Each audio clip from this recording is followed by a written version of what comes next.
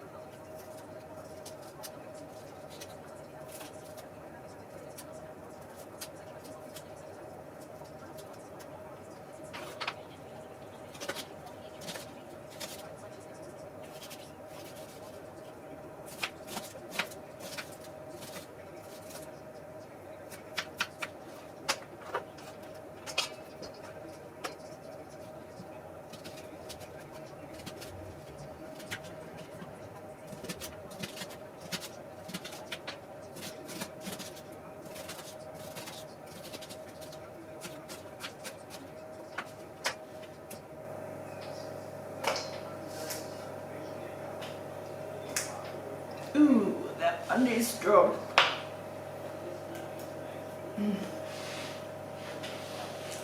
Ooh.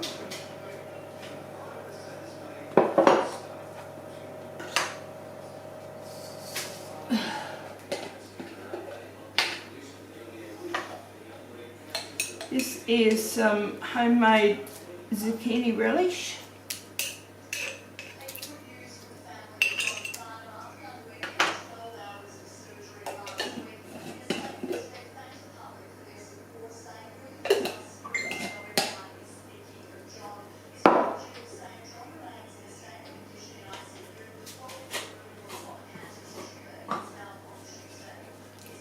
And a good go of mixed herbs.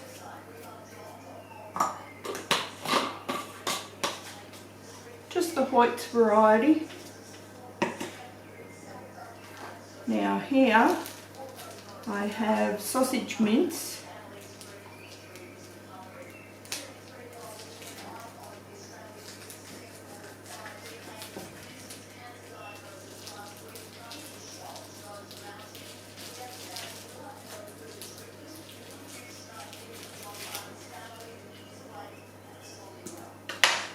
This one I picked up on special quite some time ago, so it needs to be used. And it's $5.95. It's supposed to be $5.99 a kilo, but there's not a kilo then.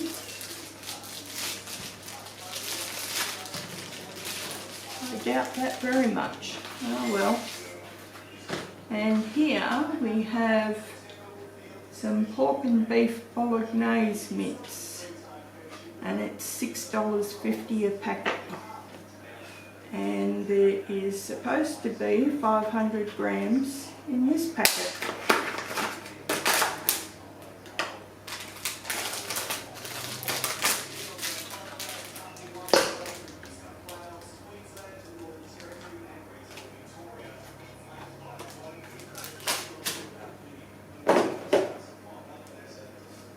Now also I need some frozen mixed veggies.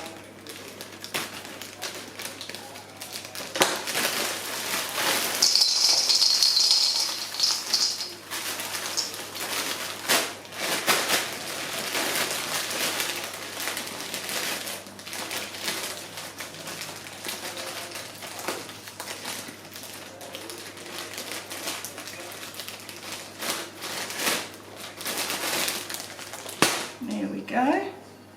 And also I think I'll be putting in a little bit of soy sauce.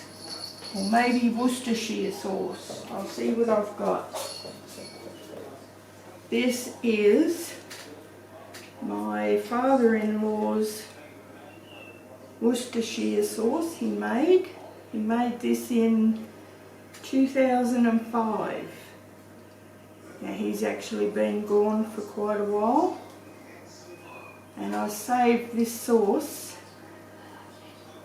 for this particular recipe.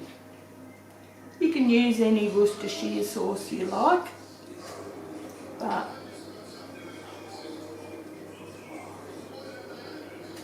this is the one I save it for.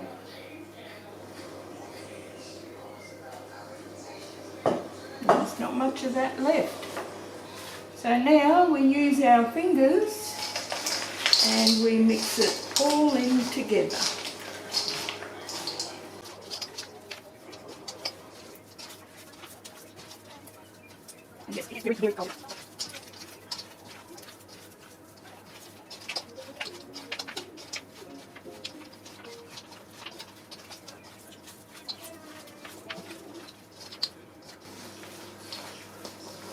There's usually enough here to do a couple of them.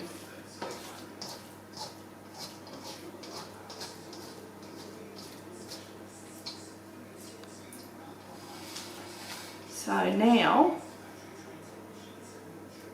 I will add some seasoned stuffing. You can use breadcrumbs or cracker biscuits, but I like the seasoned breadcrumbs. And we just mix that in. It tends to soak up all those juices.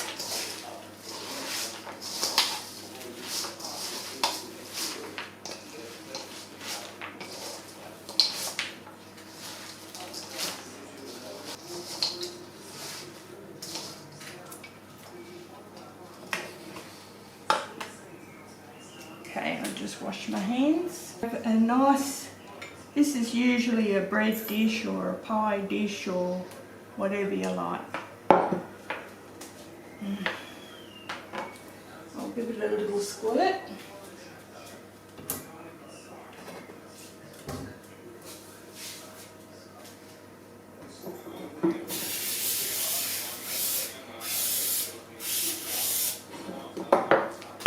And that of course just helps it to stop sticking to the sides, even though there's a lot of fat in there. And we just spoon it in.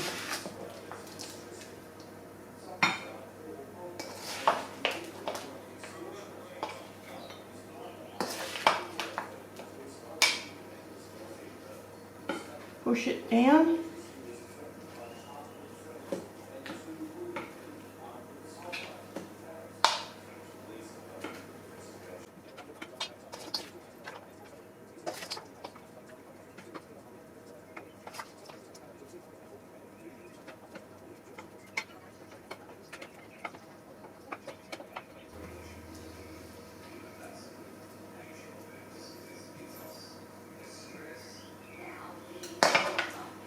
Right,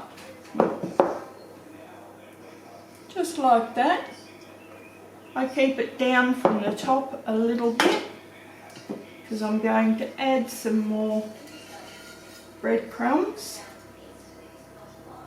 This will give it a nice little topping. It'll also help to soak up any extra fat.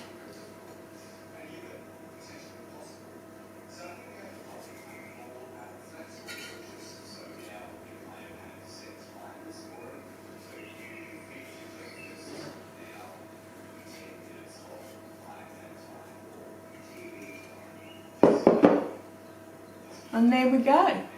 That's ready for the oven. Now I will put it in a 190-degree oven, and that will cook for about an hour. Now with that, I'm going to have new potatoes. Now I was fiddling around in the garden the other day and I unearthed these. Look. Nice little potatoes. There's an assortment of sizes. They're nothing flash, but they will go nicely and be quite a tasty little treat. And I will also add some peas to a pot. So we'll be having meatloaf, new potatoes and butter, and some peas. And that will be tonight's tea. So I'll bring you along when it's time to dish up. Well, here we are.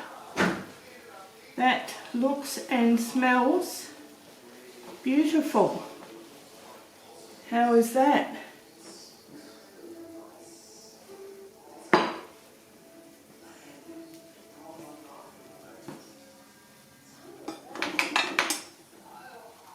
So let's just run around the edge.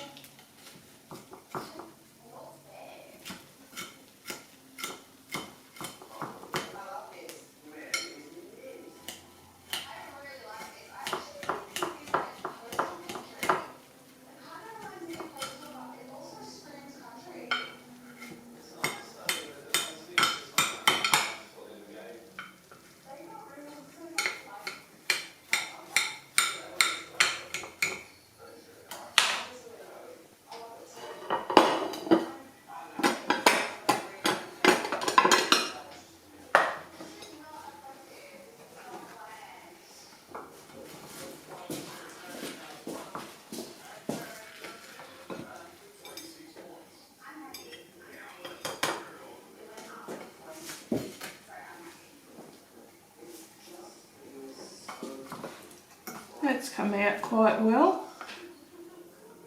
Once it firms up tomorrow, it will be able to be sliced up and put into sandwiches, which will make it really, really nice.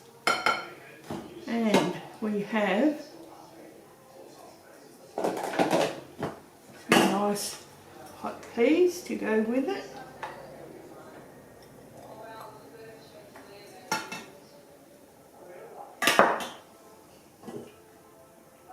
And some potatoes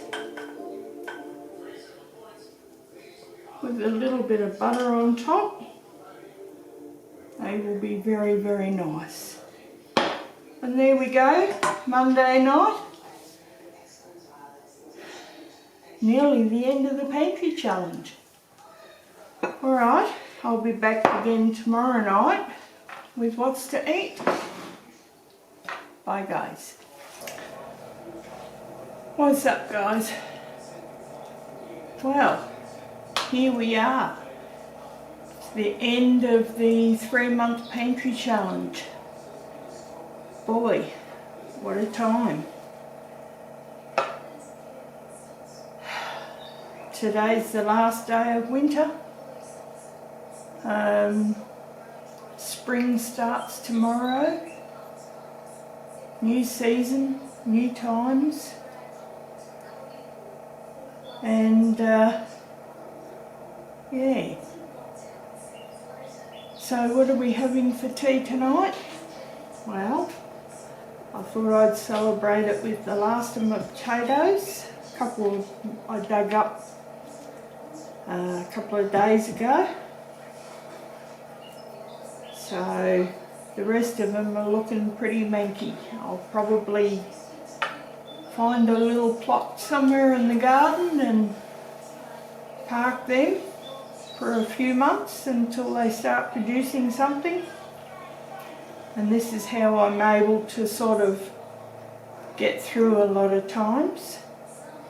And that's, I don't grow just one thing in one place. Potato skins, sweet potato skins. If the worms got enough and the chooks can't eat them, I'll just dig a little hole next to a tree and that's where I'll bury them.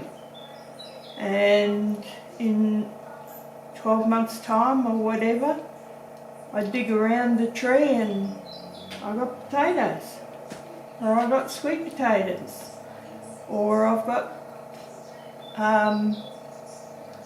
Swedes or turnips or whatever. I've done that a few times, and I end up with some, or most times than not, I end up with nothing. It just feeds the tree, which is great. A lot of times I end up with a bit of unexpected vegetables, which I'm happy for. But anyway, I digress again. What are we having for tea? Well, we've got some nice little bits of steak for tea, some corn on the cob, the last of my beans. These are the shop bought beans. I do have packets of my own homegrown beans still in the freezer to go, so I've got plenty there. Plus I've got jars of them in the pantry still, so I'm certainly not going short of beans. And same again with peas. I've got some shop bought peas, and I think I've still got 1 or 2 jars of peas in the pantry. So that's what we're having for tea tonight.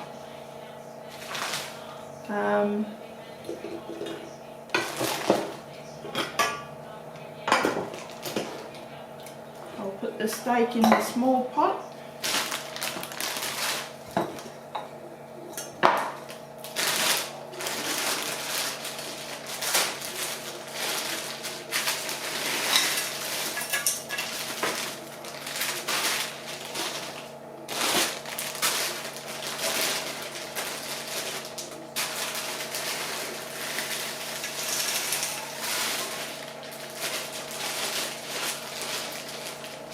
The rest of these will do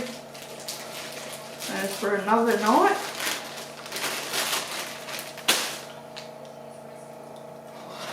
I'll fill that with water and add a teaspoon of salt. It should be ready.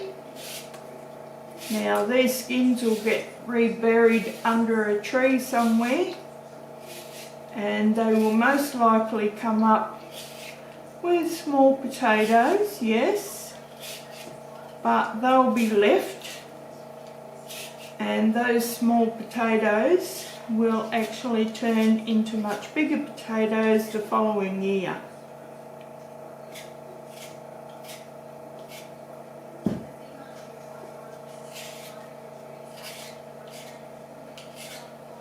The skins are so soft when you first dig them up, you can just about wash them off with a cloth. I prefer to let them seal over for a day or two and then just peel them off, and that way I get the benefit of feeding some sort of a plant or my chooks or my worms, and getting possibly another crop later on down the track.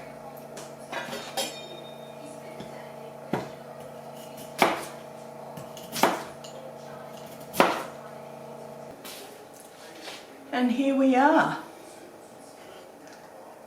Potatoes have got a good dollop of butter, a little bit of milk,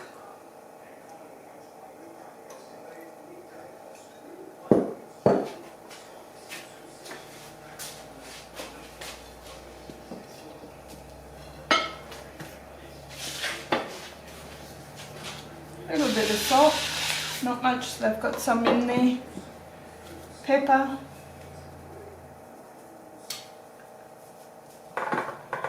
and give them a good mash.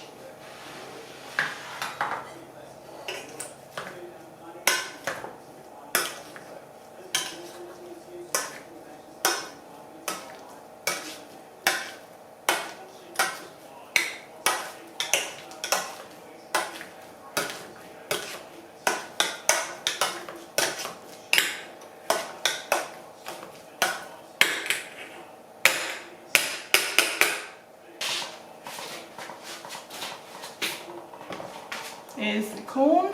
I've already put on the little corn husks things and a good dollop of butter in between them.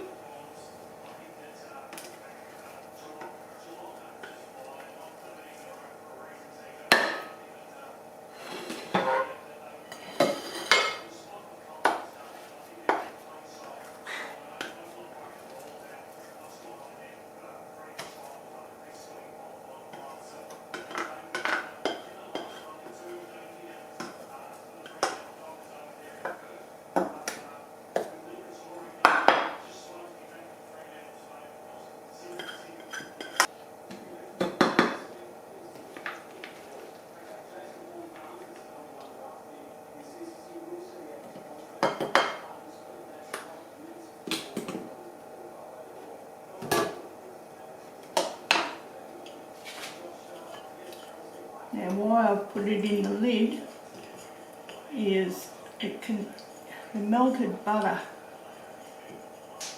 can be turned into the corn much better. Get a much better coverage without it going all over the plate. What's left over can be poured onto the peas. And the steak, always turn the pot lids away from you. Okay, now I banged them out nice and flat. And made a nice gravy with the juices.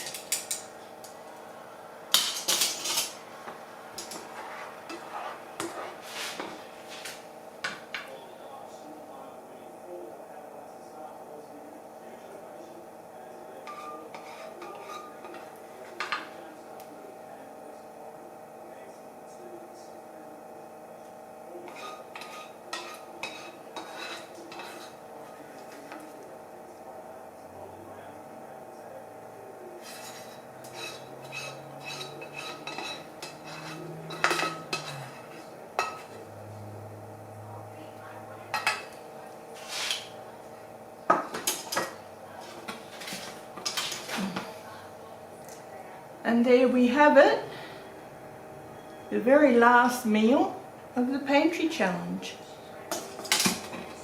I hope you guys have enjoyed the series, and this will be the last of the Pantry Challenges for 2022. So, what did I get out of it? And what do I expect from it? Well, I'll get back to you tomorrow. See ya.